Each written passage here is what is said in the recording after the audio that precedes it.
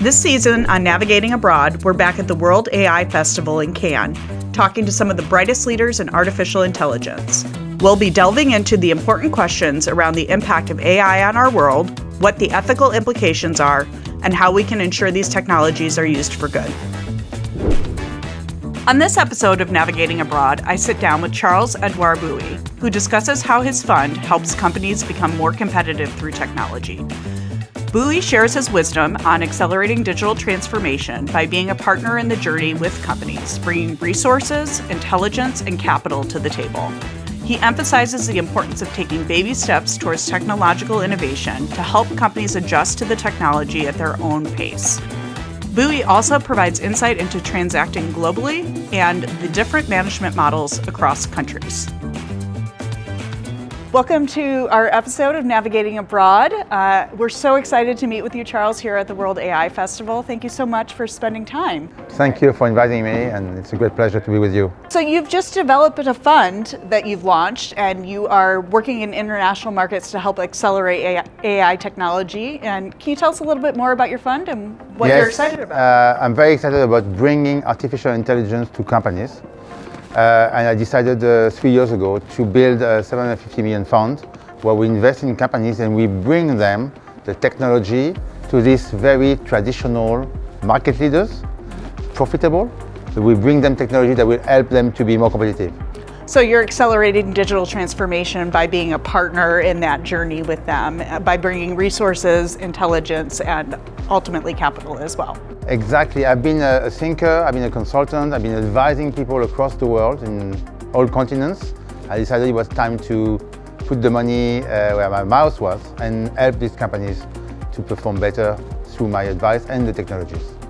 It sounds amazing, because I think there's so many leaders that are leading from the C-suite and the boards going, where is somebody here to help me through this journey? I know I need to do it. I know where we are today. How do I help transform this organization? And so thought leaders like you that have contributed so much to the industry are really critical in helping to accelerate that transformation. Yeah, and it's a step-by-step process. I think a lot of people think that technology is like a magic. It's not. Your employees are normal people. They are afraid of technology, they don't know how to handle it. So you have to go, in German they say Schritt für Schritt, or English step by step. Yes. And this is the secret is to be very ambitious, to understand which technology you can use and which technology you should not use, and do it with the organical rhythm of the company. Can you give us an example of how you've seen somebody successfully implement that model? I mean, we've been implementing this model in one of our portfolio companies, and as I said in the keynote and the panel with you, we have this company that is very successful, a German company, global leader. They don't have to really call clients, the clients are coming to them. But when I asked them as a board member, do you know where is your next best seller? Do you know where your machines are? They didn't have any database. And that's the basic, digitalization 1.0, which we have to get started. And then now we're able to help them to identify the next best seller. Okay, so by helping them take baby steps in, they can start to see the value of the technology transformation, and then you can introduce more complicated technology stacks to address some of their higher end business problems as they adjust along the way. Yeah, to the most complicated part. For example, they are doing eye treatment, and now we are working with advanced experts to model your eye and be able to, after the surgery, know how it will evolve and what type of next surgery you would have to do in 5, 10, 15 years. So that's the most advanced. So from the very small to the most complex. So you've done a lot of business internationally. Can you share some of your wisdom on transacting globally and how to help accelerate innovation on an equal playing field? As I said, I've worked and lived. I'm French, you can see from my accent. Worked and lived in 5 countries: France, UK, US, China, and Germany. So I guess I've seen the largest GDP of the world, the very different cultures. Yes. The most important thing for me when you come to any country or when you're dealing with any nationalities is to understand the management model, which their parents and grandparents, very often grandparents, have been teaching them in a software, invisible way when they were kids. Ah, yes. So for people that would be interested in learning some of those things, I know you've written some books on the topic. Do you mind sharing some of those titles with us? The first book I wrote was called Chinese Management Model, or the Management Revolution, talking about the new model of management that China was bringing to the world. And the subtitle was called Spirit, Land and Energy. And the next book was more on the American model, called Light Footprint Management, and how you can learn from a military doctrine of the US to run your business in a more efficient way. Wow. And from seeing the best of what's around, what are some of the key tenets that you've seen that have had the most benefit to innovation? First, people. We all talk about technology and IP, the quality of leadership, the thought leadership, the ability of leaders to be. You know there are three levels. You know things, you do things, and you are. And I think being is the most important leadership skills, because this is how you embark normal people. Because at the end of the day, you cannot build a company with only the first decile or the first percentage of the population. It's impossible. It doesn't exist. So your ability as a leader to bring these people to the mountain or to the goal you want to achieve, for me, is the most important.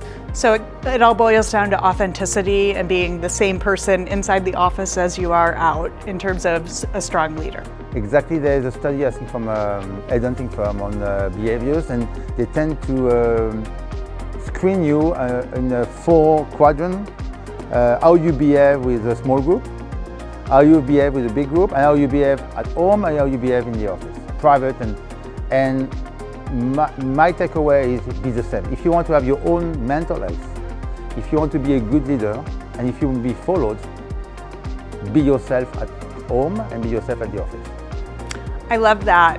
And it's counterintuitive, right? Because you hear all these trainings about executive presence and dressing for the job that you want and all of these things. And sometimes it feels like you spend more energy acting to be in the room than the creative endeavor of what you're trying to accomplish as a team in that room.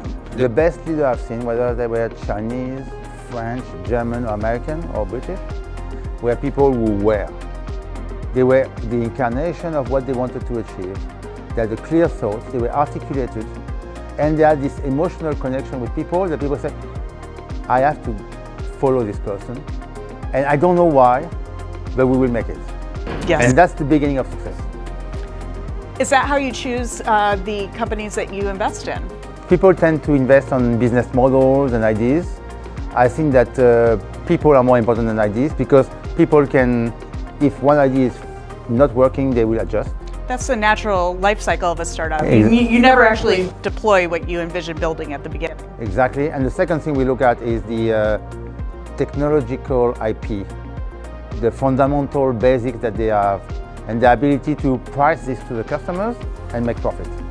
Makes a lot of sense. I can see why you've been successful in this endeavor. We had such an interesting dialogue on stage about trends that are happening for this year, and I would love to share with our audience some of your thoughts on what are the trends we should all be paying more attention to. I think we are at a turning point. If we look back, 2006 was the moment where everyone, including the Chinese, realized that AlphaGo was beating the best player of Go, which, by the way, is a Chinese game. And if, to make an analogy, at that time, or today or tomorrow, someone was able to win the Super Bowl with a non-American team coming out of nowhere with a new technology, I tell you, it will become the priority of America the next morning. Absolutely.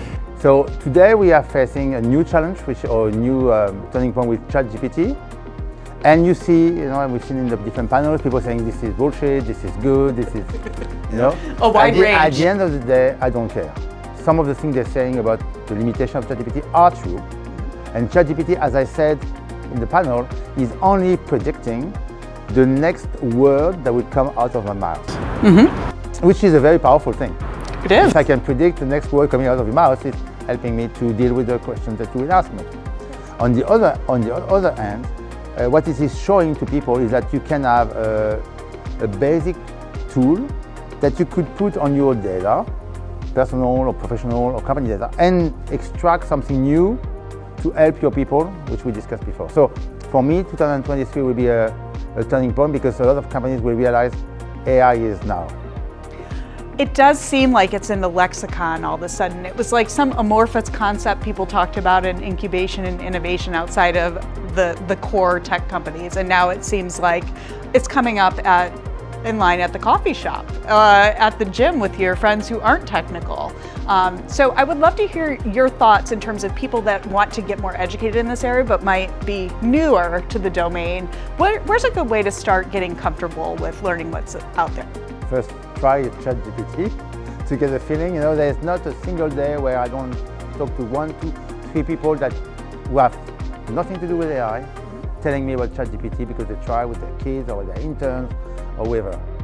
The right journey is there are people who have been in that space for 30, 40, 50 years. Just waiting for the compute power to catch up exactly. with the So science. these people are the most likely to be the right guide for you, whether you're investing or you are trying to do something. And that's what I'm doing. This is why I was lucky enough. One of the books I wrote was about AI back in 2015-16, called The Fall of the Human Empire. And under this excuse, I was able to meet all the who's who of AI at that time, who, by the way, at that time were not famous. Yes. So you could get their phone number without any problem and become their friends. Today, it's a bit more difficult. 2015 is when I entered the field as well, so yes, I can relate. Good timing. So you have to work with these people. And now you have to think about the topic you want, the subject you want to solve, the problem you want to solve, and then you talk to them or you invest and you see how to solve these problems. So you're bringing together the right teams to bring the right skill sets to apply to a business problem, and having access to experts is a huge competitive advantage. That's the question. Sure. Just like artificial intelligence and computers, we often learn more from our failures than our successes. Do you mind sharing an example of a failure that you learned from that you think could be beneficial for our audience to learn from your mistake? Yes, failure is learning, as you said. So I will tell you about my first day on the job when I was an investment banker, bright, coming out of the best school. And I arrived and my boss asked me to do the valuation of a company which we had a mandate to sell. So he gave me all the documents. It was on Monday, said we meet on Friday, come with a number. I spent the week calculating, talking to my colleagues, and on Friday I came with a valuation of this company is worth $500 million. And he said to me, no, this is a $100 million company. Oh. And then we looked together at what was wrong. The model was correct. The calculation was correct. The thing which was wrong was my business assumption. Ah. So when you're young, when you start, your business acumen, your assumptions about life and the way people react and the way business is done are sometimes wrong. And I learned from that mistake, and he was very nice. He didn't say fire you, because it was not a big topic. But I learned from this mistake that you learn all your life, and you have to have not only the technical knowledge of how you do evaluation, how you run a model, but also the business acumen, the understanding of what is a realistic underlying, what people can achieve, what people cannot achieve. And then instead of 500, you add 100, which is the realistic number. That's a very good example. I appreciate that. Can you share some successes with us? You've worked in a lot of domains, you've influenced a lot of markets, you've mastered a lot of industries. What are some of the accomplishments you're most proud of? The one I was very proud of is in 2006, I moved to China. Our Chinese operation at that time was a consulting firm, was struggling. I was the 4th managing partner in 4 years. I was the first non-German, non-local in the world to take an office, and basically I had to either succeed or close down the office. And fortunately, I was able to grow 7-fold in 7 years, make profit the first year, even though I was supposed to make profit after 3 years. And that started my journey as a manager and a leader. And I was moving away from being a consultant in Paris, advising prestigious clients, to being the CEO of a small office in China, which became one of our largest offices in the world. That is definitely something to be proud of. So for people that would like to learn more about you and follow your work, can you share a little bit more about what's the best ways to be informed about what you're up to? I am on LinkedIn. I'm a LinkedIn top voice and influencer, so read my notes and stuff, read my books, and don't hesitate to contact me. There are everyday people contacting me. If you have a topic, something that I can help, I'll be happy to help. If I cannot, I'll tell you I cannot.